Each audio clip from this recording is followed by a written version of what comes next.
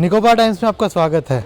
आज हमारे साथ अंडमान निकोबार के कुछ यूथ जुड़े हुए हैं जिनसे हम जानना चाहेंगे कि अंडमान में वो किस तरह का डेवलपमेंट देखना चाहते हैं और अब तक अंडमान निकोबार में पॉलिटिकल पार्टीज़ जो भी कैंडिडेट को सीट देती आई है और जो भी कैंडिडेट यहाँ पे जो है वार्ड मेंबर्स बनते आए हैं, प्रधान बनते आए हैं, समिति मेंबर बनते आए हैं, ज़िला परिषद मेंबर बनते आए हैं, तो उनके डेवलपमेंट में जो है अंडमान में क्या कमी अब तक रह गई है और किस तरह से मतलब यहाँ की जनता को अपना जो है थॉट प्रोसेस चेंज करना चाहिए और वोट किस तरह से देना चाहिए। तो सर पहले आप अपना नाम बताइए और हमने जो सवाल पूछा तो उसमें आपका क्या मतलब राय है वो हमको बताइए। मेरा नाम योगेश है, मैं बमफ्लाट से बिलोंग करता हूँ। ठीक है, पहली बात तो ये कि मैं तो एक यूथ हूँ, तो मुझे जो है एम्प्लॉयमेंट चाहिए जो कि मिल नहीं रहा है। 2014 में भी यही वादा हुआ था, फिर 2019 में भी है और अभी हम जो है बेरोज़गार ही रह चुके हैं। एंड उसके बाद डेवलपमेंट नाम की क्या हुई है, बूस्ट करेंगे टूरिज़्म को। टूरिज़्म डिपार्टमेंट खुद बंद हुआ था इतना दिन, बहुत लोग सुसाइड भी करे हैं, तो उसको लेके तो हमारे तरफ से कोई बात नहीं कर रहा है। एंड इवन डेवलपमेंट के नाम पे क्या कर रहे हैं लोग, कुछ भी तो नहीं कर रहे हैं और बोलते हैं कि। और सबसे पहली बात तो इंफ्रास्ट्रक्चर बहुत ख़राब है। जैसा कि आप देख लो, बम्बू फ्लैट से अगर आप आते हो बाई रोड आते हो तो वहाँ पे रास्ता इतना ख़राब है, कई वर्षों से ख़राब है, वो ठीक नहीं हुई है। उसके बाद मेडिकल जो है उसमें जनरेटर में तेल होती है, कभी नहीं होती है, कभी इंपॉर्टेंट केस आ गए। सबसे मेन दिक्कत तो बोट की थी, जो कि अभी बात करने के बाद अभी थोड़ी बहुत रिलैक्सेशन हुई है। तो हम यही चाहते हैं कि लोगों से यही अपील है कि आप जो है कोई पार्टी देख के आप वोट मत करिए, चेहरा देख के करिए कि क्या कर रहे हैं करके। अगर आप सोचिए 5 साल से आपके लिए कुछ नहीं किया, आने वाले 5 साल में क्या करें। कई लोग हैं जो 10-15 साल से काम कर रहे हैं लेकिन कुछ नहीं हो रहा है उनका, और जिनको टिकट्स मिल रहा है वो काम नहीं कर रहे हैं। तो यही सब हमारे हैं कि आने वाला 5 साल मेरा ज़िंदगी स्पॉइल नहीं होना चाहिए आप लोग के वोट के चक्कर में।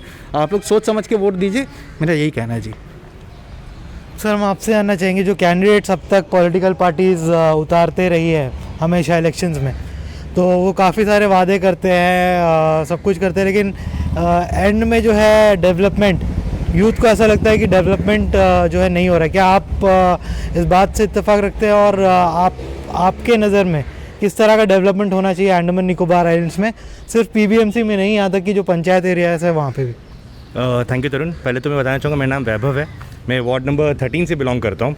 देखो ऐसा है ना, जैसे कि आपने अभी अपॉर्चुनिटी दिया है हमें खुल के आगे आने के लिए, अपनी राय रखने के लिए, तो आपको बताना चाहूँगा कि एक फॉर एग्जांपल ले लो आप, ये जो रोड आप देख रहे हो यहाँ पे, ये जो रोड बना हुआ है ये वार्ड नंबर 13 का है।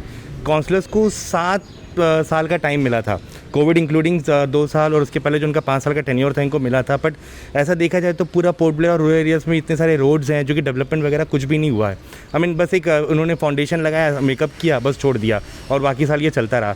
इसके आगे इन्होंने आकर यूथ को कोई उत्साह मोटिवेट नहीं किया है इन लोगों ने, इंकरेज किया है। जैसे कि अभी प्रधानमंत्री जी ने एक नया शुरू किया था, एक अभी मिशन शुरू किया, स्टार्टअप इंडिया स्टार्टअप।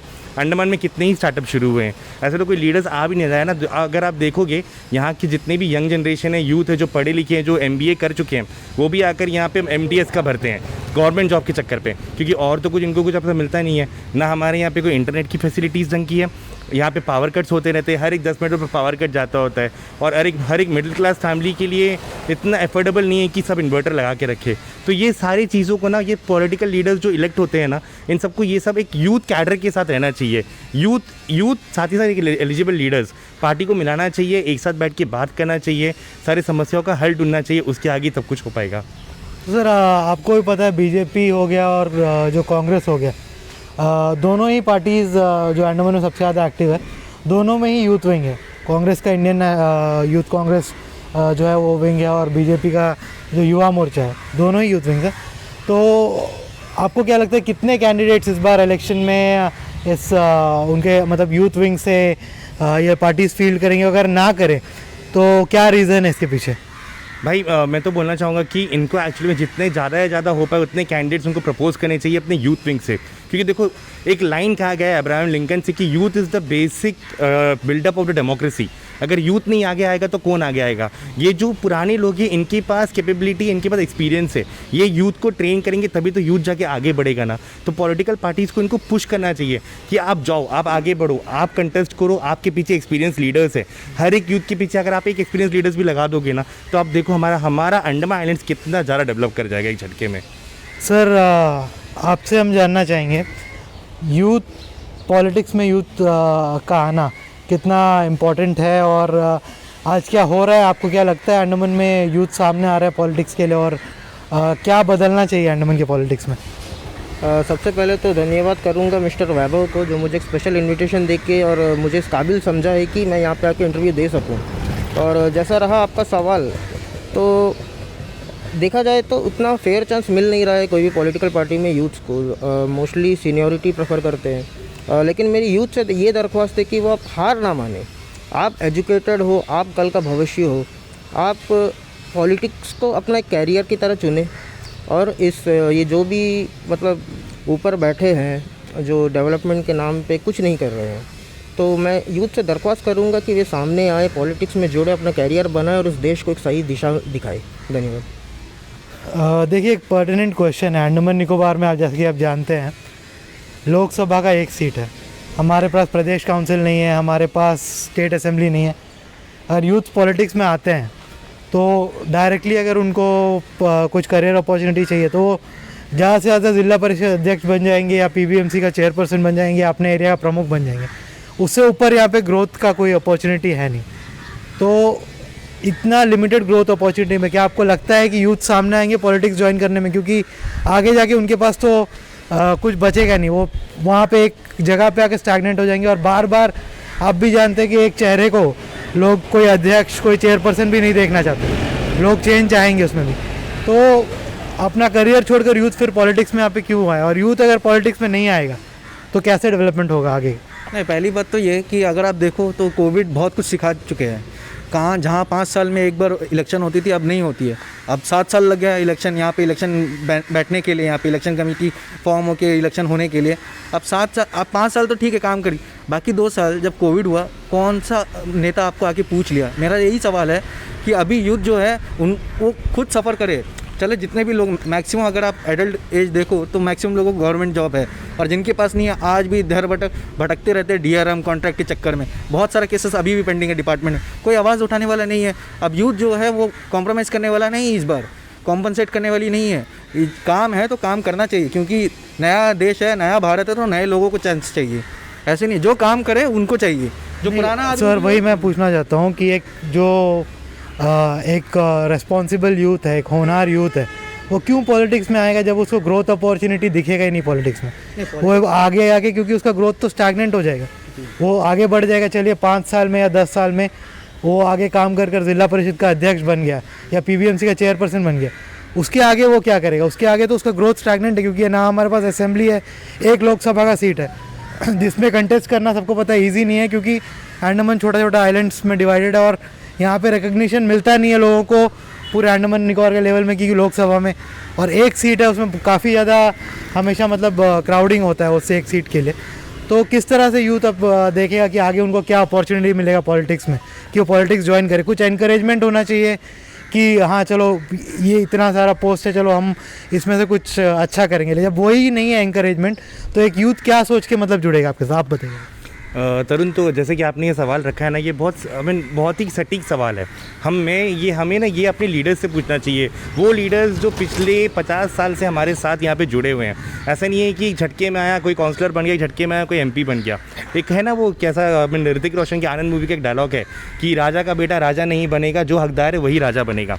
तो अभी ना यूथ को सामने आना चाहिए, यूथ को सामने आना चाहिए। सबसे पहले तो इनको एक लेआउट प्रिपेयर करना चाहिए, एक अपना ग्रुप बनाना चाहिए, एक एसोसिएशन। क्योंकि यहाँ पे हमने जब भी देखा है ना कि यहाँ पे जितने सीनियर लीडर्स हैं वहीं एक नया पार्टी बना देते हैं, एक नया पार्टी रोज एक नया पार्टी नए सिंबल के साथ लॉन्च होता है। बट यूथ जब तक आगे नहीं आएंगे ना, कुछ देखो, जब अगर आपको कुछ चाहना है तो कुछ ना कुछ आपको सैक्रिफाइस करना ही पड़ता है, ठीक है। यहाँ पे हमारे 20 to 30% of the youth population Bangalore, Chennai, abroad वगैरह में काम कर रहे हैं, क्योंकि यहाँ पे इनको अपॉर्चुनिटीज़ नहीं मिली। पहले तो हमें लड़ाई करना है अपने हक के लिए, क्योंकि जॉब अपॉर्चुनिटीज़ अंडमान में भी है, ऐसे नहीं है कि नहीं है। उसके बाद एक लेआउट बनाना है, लेआउट ऐसा बनाना है ना जहाँ पे हमें डिमांड करना है। जब तक हम डिमांड नहीं करेंगे स्टेट असेंबली का, तब तक हम आगे नहीं बढ़ेंगे। जैसे कि आपने बहुत सही बोला है, एक एमपी सीट के लिए तो भाई 10 कंटेस्टेंट रहते हैं, इसके आगे हम यूथ कहाँ? वो तो सीनियर्स वाले ही ले जाते हैं जो कि 60 साल के ऊपर रहते हैं, हमारा तो कोई चांस रहता ही नहीं है। वही हाल तो सेम काउंसलर्स का भी होता है, वही ज़िला परिषद का भी होता है। तो इसमें यूथ को पहले आगे आना चाहिए। एक लेआउट बनाएंगे, एक डिज़ाइन बनाएंगे, कॉन्सेप्ट बनाएंगे, एक स्ट्रैटेजी बनाएंगे इसकी आगे ही, और ये तभी होगा भाई जब यूथ एक्टिव पार्टिसिपेशन करेंगे with a little bit of sacrifice. Sir roads, water supply, ये सब तो बेसिक नेसेसिटी है, इसको तो किसी को बोलना भी नहीं पड़ना चाहिए कि रोड ख़राब है या वाटर सप्लाई नहीं आ रहा है। ये सब और जो सैनिटेशन का इशू है, ये सब तो किसी को बोलना नहीं पड़ना चाहिए। ये सब तो बेसिकली एक ऐसा चीज़ है जिसको एडमिनिस्ट्रेशन को, यानी कि हमारे जो इलेक्टेड रिप्रेजेंटेटिव है, उनको खुद ही देख लेना चाहिए कि ये सब ठीक। तो ये सब को छोड़ के और क्या मुद्दा हो सकता है जिस पे जो है आपको यहाँ पे डेवलपमेंट चाहिए, क्योंकि देखिए एक काउंसलर का पावर लिमिटेड होता है, ठीक है। आप एक काउंसलर को इलेक्ट करके उनसे ये एक्सपेक्टेशन नहीं कर सकते कि वो नया एयरपोर्ट बना दे या नया कुछ कर दे। तो हमारे पास यहाँ पे कोई इलेक्टेड रिप्रेजेंटेटिव ऐसे है नहीं जिनको हम बोल सके कि हमको एक एयरपोर्ट चाहिए या हमको एक आईटी पार्क चाहिए या कुछ चाहिए। तो अपने लिमिटेशन में रह के एक काउंसलर या एक प्रधान, आपको क्या लगता है कैसा अच्छा डेवलपमेंट लेके आ सकता है अपने कॉन्स्टिट्यूंसी में, ताकि वहाँ के लोग खुश रहे। Apart from this basic facilities जो रोड, वाटर और सैनिटेशन का है, जो हर चुनाव में उठता है लेकिन आज तक सॉल्व नहीं हो पाया, अपार्ट फ्रॉम दिस और क्या डेवलपमेंट लेके आया जा सकता है? आप तीनों एक एक करके बताइए। मेरा सजेशन रहे कि देखो यहाँ पे जैसे हमारे यहाँ पे हर मार्च, अप्रैल, मई, जून, जुलाई, इस 5-6 महीने में क्या होता है ना, वाटर स्कैर्सिटी बहुत हो जाता है। तो काउंसलर्स को ना बेसिक सबसे पहले क्या करना चाहिए पता, एक टीम बैठाना चाहिए कम से कम एक 5 लोगों का, जो कि पढ़े लिखे लोग हों। स्पेशली बता रहा हूँ आपको, यूथ पढ़े लिखे हो, उनको अपने अंडर एम्प्लॉय करो, क्योंकि काउंसलर के अंडर ना एक पावर रहता है कि वो फंड अलॉकेट करा सकते हैं। इतना फंड जो उनको अलॉकेट होता है, उनको अपने अंडर असाइन करो। और ना हर घर पे ना जाकर ना रेन वाटर हार्वेस्टिंग का इनको स्पेसिफिक बताना चाहिए कि क्या एडवांटेज हो सकता है कि रेन वाटर हार्वेस्टिंग अगर आप करोगे, क्योंकि आज वो अगर वो पानी बचाएंगे तो भाई वो कल भी यूज़ होगा। आप यहाँ पे देख लो, मैं आपको बोल रहा हूँ ना, वार्ड नंबर 13 में आपको केवल 1% घर पे मिलेगा रेन वाटर हार्वेस्टिंग, और किसी के घर पे नहीं मिलेगा। और यही वार्ड है जो बाद में रोता है बाकी 6 महीने की, पानी नहीं आया, पानी नहीं आया, पानी नहीं आया। तो सर आप बताइए किस तरह का डेवलपमेंट, ये आप वैभव जी आपने जो बताया तो बेसिकली वाटर से जुड़ा था, ये तो काउंसलर का काम ही होता है कि उसको करना है, ठीक है। अपार्ट फ्रॉम दिस लाइक क्या है आप मतलब क्या होना चाहिए सपोज़ यूथ के लिए या फर्दर डेवलपमेंट के लिए? देखिए बेसिकली रोड बना देना, पानी दे देना और एंड ऑल दिस सैनिटेशन वगैरह का जो भी चीज़ है वो तो करना ही है, उनका काम है उसको करना, लेकिन फिर भी वो नहीं हो पाता है। लेकिन अपार्ट फ्रॉम दिस क्या हो सकता है उनके लिमिटेड पावर्स में? क्या आपको लगता है कि यूथ आएगा अगर पावर में तो उनको क्या करना चाहिए इसके बारे में? यूथ आएगा तो यूथ समझ रहा है कि उसको तकलीफ़ें क्या है करके। अब जो है सीनियर्स, जो जितने भी पॉलिटिशियंस हैं, उनको ये नहीं पता कि नया इंडिया क्या बात का है करके। यहाँ पे बहुत सारी स्कीम्स आते हैं, जैसा यहाँ म्यूनसिपल एरिया तो पता नहीं, बट ग्राम में जो है ग्राम सभा होती है, जहाँ पे सब लोग को इन्फॉर्म किया जाता है आपका इतना फ़ंड आया है, सब कुछ के बारे में, कहाँ से लोन मिलता है, किस तरह का लोन कैसे मिलेगा, और सब तरह का डेवलपमेंट प्रोजेक्ट दिखाते हैं। और वो प्रॉमिस भी करते हैं कि अगले 6 महीने में इनका टारगेट ये है। तो हम यही चाहते हैं कि सभी नेता, ना ही वो ग्राम का हो ना ही ये म्यूनसिपल, सभी जो है अपना एक गोल सेट कर लो कि 6 महीने में आप 100 सेट करेंगे तो आपका 80 तक हो ही जाएगा। तो आप जो है एक सुलभ अंडमान बन जाएगा। एंड मोस्ट ऑफ ऑल जो टूरिज़्म के लिए बहुत फेमस है, आप मालदीव के जैसा अंडमान को भी बना सकते हैं। अगर कितना गिन के आपका 3 आइलैंड खुला है, हैवलॉक, नील और बचा कुछ आपका डिग्लीपुर, उसको आप डेवलप करिए। बूस्ट द टूरिज़्म बोल दिया, बट उसका विज़न आप दिखा नहीं रहे हो कोई भी चीज़। तो लोगों को, जो हम लोग का जो अभी यूथ है, उनके पास विज़न है जो कि आगे आने वाला 5 साल 10 साल के लिए पता चलेगा कि क्या होने वाला है करके। बट आप मुझे बताइए, सीनियर्स जितने भी पॉलिटिशियन, उनके पास विज़न क्या है? मेरा यही सवाल है। मैं यही चाहता हूँ कि मेरा अंडमान जो है काफ़ी नक्शे में आए, सब जाने और अच्छे से जाने, पूरा दुनिया जाने। तो एक लास्ट सवाल मैं आपसे पूछना चाहता हूँ, आप देखते होंगे जो फॉरेन कंट्रीज़ है, जो आइलैंड नेशंस है, वो कितनी तरह के मतलब अपने वहाँ पे डेवलपमेंट करते हैं, टूरिज़्म को डेवलप करने के लिए तरह तरह के वाटर विलास बनाते हैं, तरह तरह की चीज़ करते हैं। जबकि अंडमान निकोबार एक इतना मतलब ब्यूटीफुल ग्रुप ऑफ आइलैंड्स है, कई सारे अनएक्सप्लोर्ड आइलैंड्स हैं यहाँ पे, बहुत कुछ है यहाँ पे जो जिसको डेवलप किया जा सकता है।